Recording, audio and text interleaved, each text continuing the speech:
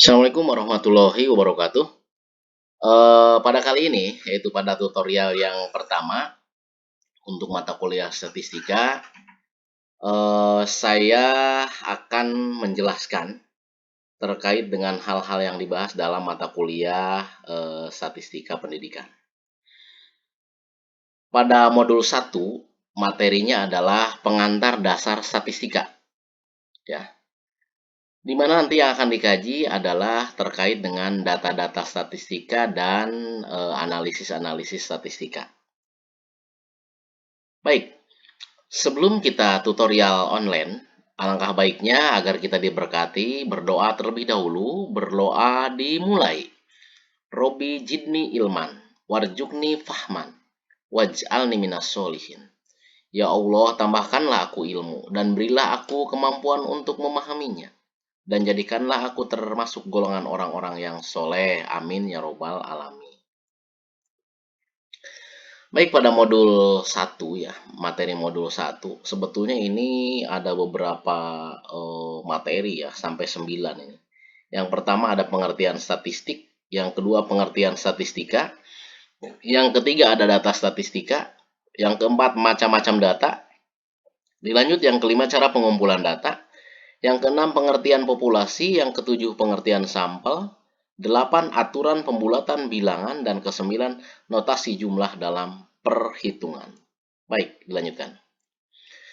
Kegiatan belajar mengajar yang pertama adalah data statistika. Ya, awas ini ada perbedaan antara statistik dengan statistika. Yang akan kita bahas dulu adalah tentang statistik. Statistik adalah kumpulan angka-angka mengenai suatu masalah sehingga dapat memberikan gambaran masalah tersebut.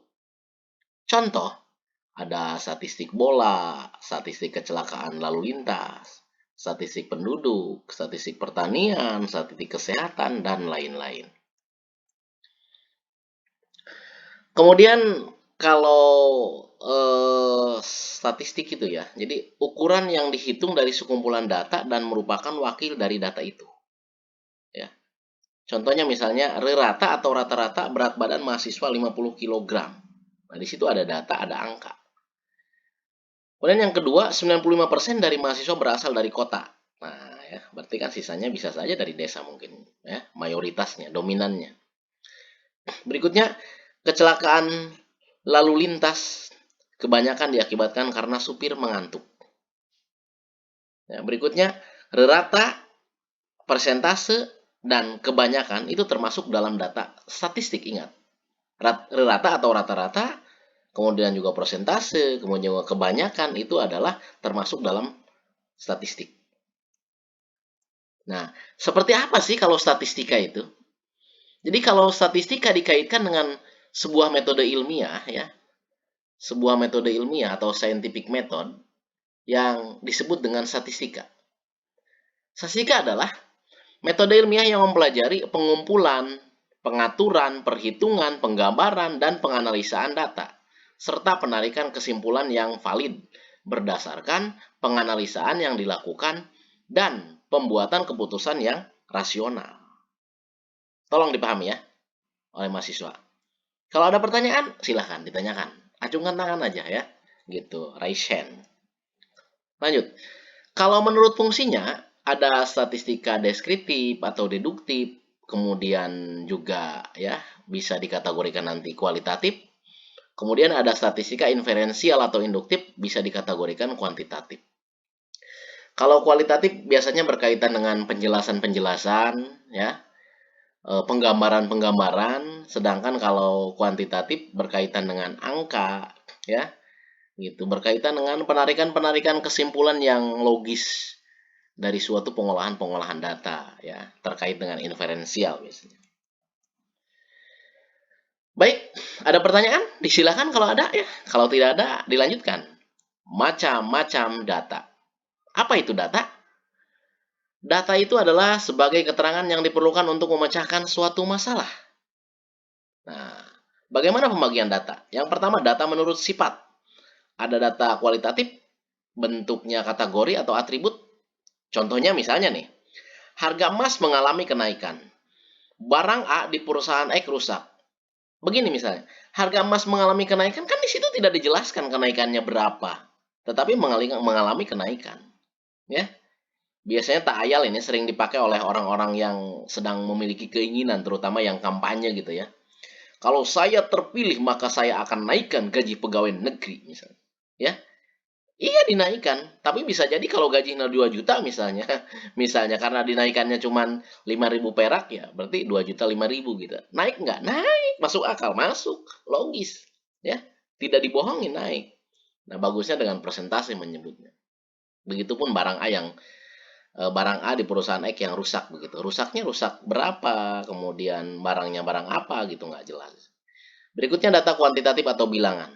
Contoh, berat badan Wati 80 kilogram, jelas tegas.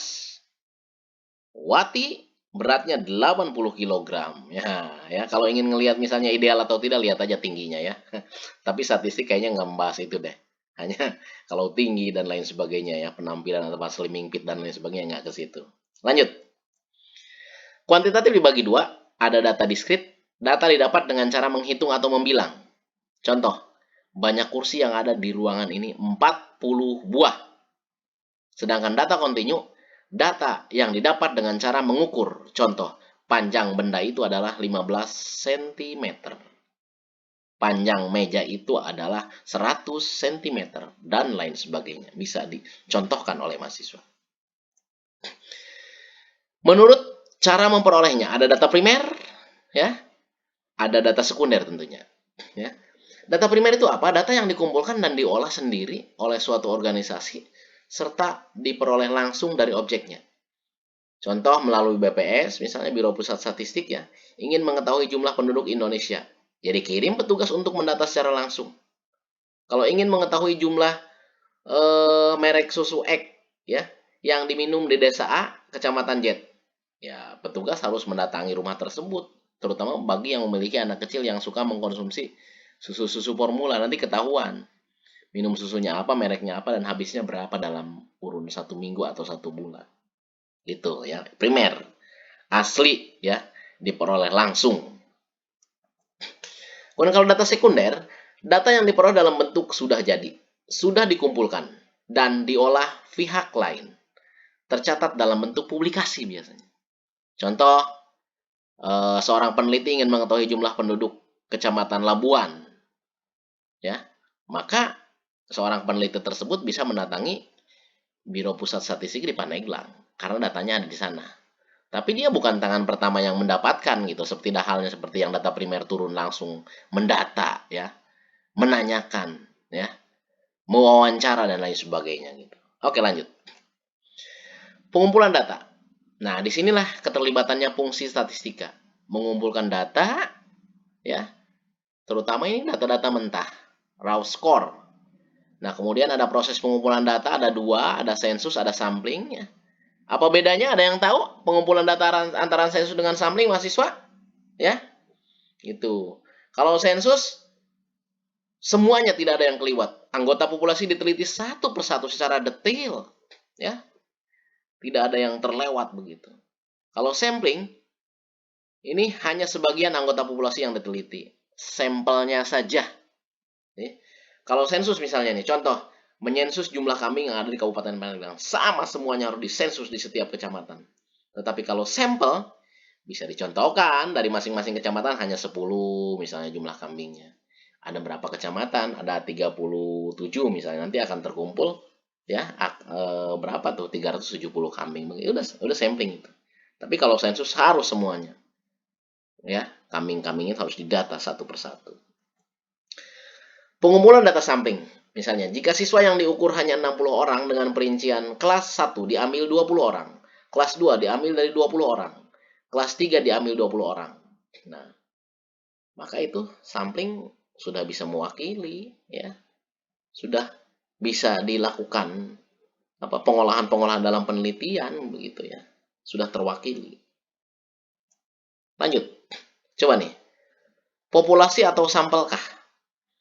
A. Semua penduduk Kabupaten Pandeglang. Coba ingat-ingat ya, populasi atau sampel.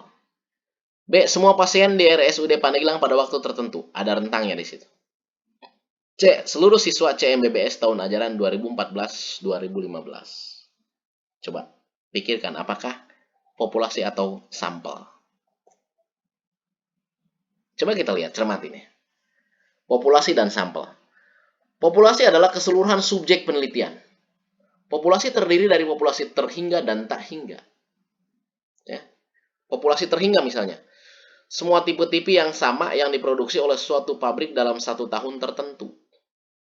Kalau populasi tak hingga, semua jenis senjata yang diperbolehkan undang-undang. Ayo, cermati, analisa, dan apa kira-kira perbedaannya. Lanjut. Sampel. Sampel adalah sebagian atau wakil populasi yang diteliti. Contoh, populasi kambing kurban yang ada di Provinsi Banten. Ya. Sampelnya kambing dari masing-masing kabupaten berjumlah 15 ekor. Ya, ada berapa tuh? 8 kabupaten kota ya. 15 dari Pandeglang, 15 dari Lebak, 15 dari Serang, 15 dari Kota Serang, terus semuanya sehingga nanti terkumpul bisa dikatakan sampel ya.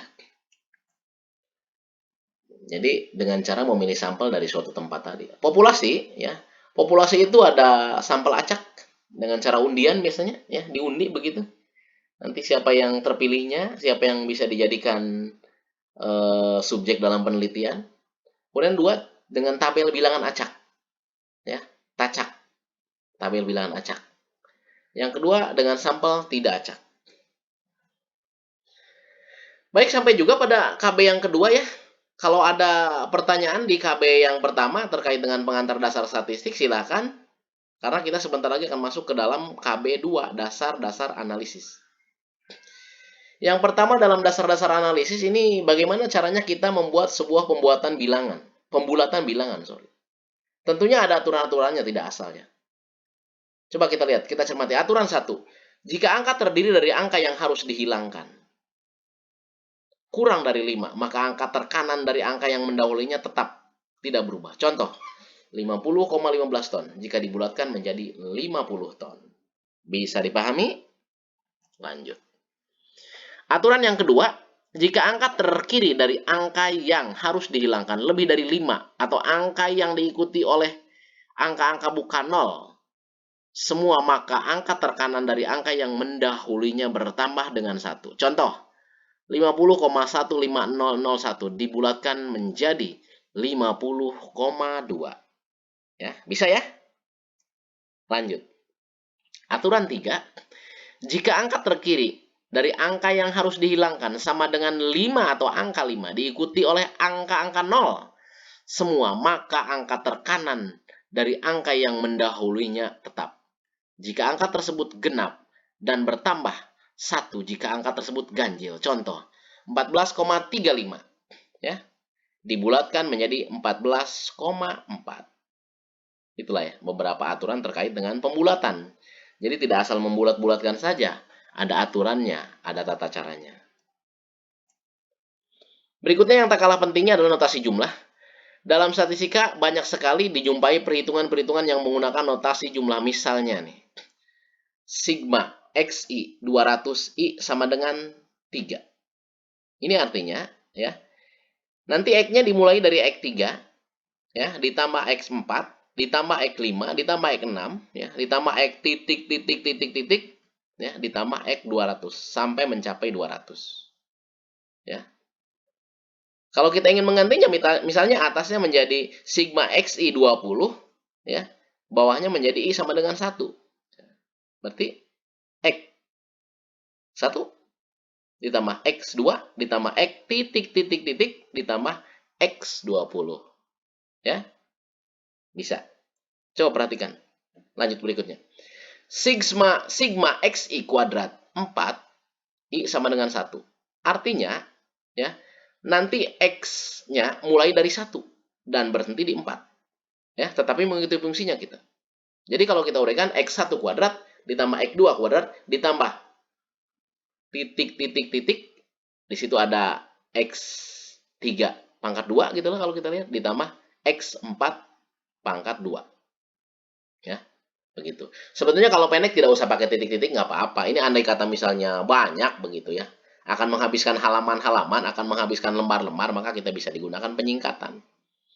Bagaimana jika sigma XI YI 4 I sama dengan 3? Berarti nanti diuraikannya X3 Y3, paham sebelum lanjutkan? Ya, ditambah X4 Y4. Jadi dimulainya dari 3, berakhirnya di 4, ya. Begitu. Oke, lanjut. Ya. Sigma XI YI kuadrat 3 I sama dengan 1. Yuk kita uraikan. Yuk kita uraikan sama dengan X1 Y1 kuadrat ditambah X2 Y2 kuadrat ditambah X3 Y3 kuadrat. Ya. Bisa kalau dilakukan perhitungan misalnya X1-nya 2, X2-nya 1, X3-nya 2, ya, Y1-nya 1, Y2-nya 2, Y3-nya 1. Disubstitusikan pada persamaan di atas, nanti kita akan memperoleh, ya, harga yang diinginkan dari notasi jumlah ini.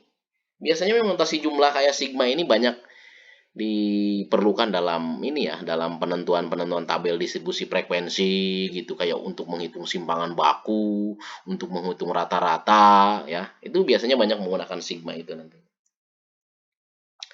Contoh, jika X1 sama dengan 1, X2 sama dengan 3, dan X3 sama dengan 5. Hitunglah sigma XI 3 I sama dengan 1. Yuk kita uraikan. X1 ditambah X2 ditambah X3. Udah kan? Nah, X1-nya 1. Ditambah X2-nya 3. Tambah X3-nya 5. 1 tambah 3 tambah 5 sama dengan 9. Beres deh. Ya. Nanti dicoba oleh mahasiswa yang bagian B-nya. Ya. Hitunglah sigma 2xi kuadrat 3 I sama dengan 1. Nanti hitung deh. Sambil oret-oret kalian ya. Sambil memperhatikan kuliah saya, tutorial saya, nanti kalian oret-oretan berapa hasilnya nanti. Kalau sudah bisa berarti sudah paham. Kalau belum, belajar lagi, dan belajar lagi. Supaya apa? Supaya bisa di ujian nanti ya. Begitu. Lanjut. Nah, itu ya. Jadi, ada lagi misalnya fungsinya. Sigma kurung buka XI dikurangi 1. 3 I sama dengan 1. Ya. Gitu. Bisa diuraikan lagi seperti tadi, ya. Belajar lagi, buka lagi modulnya coba. Di situ ada latihan-latihan evaluasi akhir untuk menguji kemampuan mahasiswa. Dari 15 soal berapa yang benar nanti ya? Dihitung nanti di situ apakah sudah menguasai ataukah belum atau memang belum paham sama sekali nanti. Ya, kelanjutannya. Nah, kalau kita contohkan lagi nih, ya.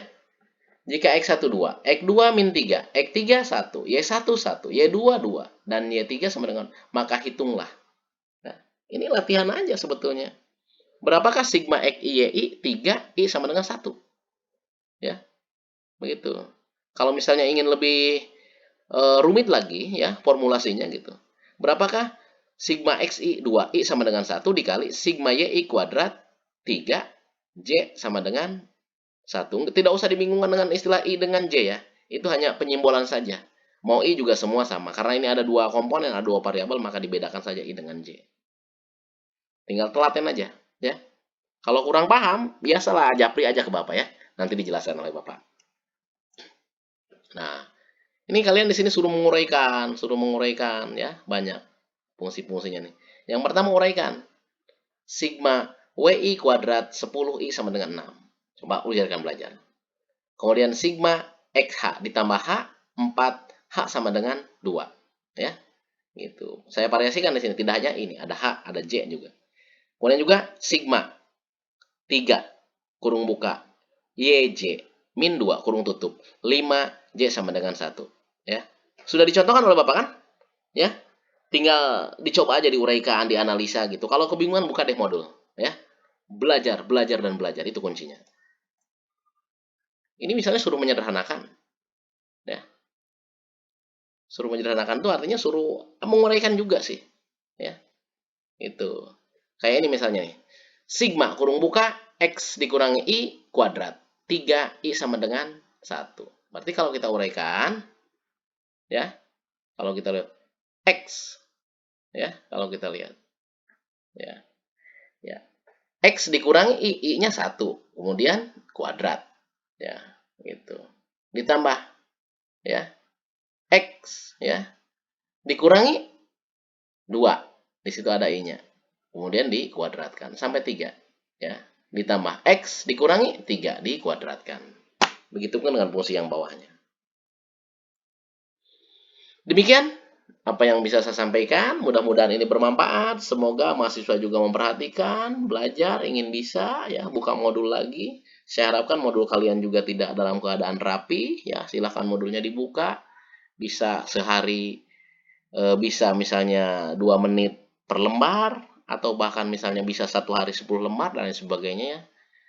Demikian mudah-mudahan bermanfaat. Namun sebelumnya kita berdoa dulu ya. Doa sesudah kuliah atau doa sesudah belajar. Allahumma arinal haqqa haqqan warjukna tiba'ah. Wa arinal batila batilan warjukna tinabah. Ya Allah, tunjukkanlah kepada kami kebenaran sehingga kami dapat selalu mengikutinya. Dan tunjukkanlah kepada kami kejelekan sehingga kami dapat selalu menjauhinya. Amin ya robbal alamin. Demikian, terima kasih. Billahi taufiq wal hidayah. Assalamualaikum warahmatullahi wabarakatuh.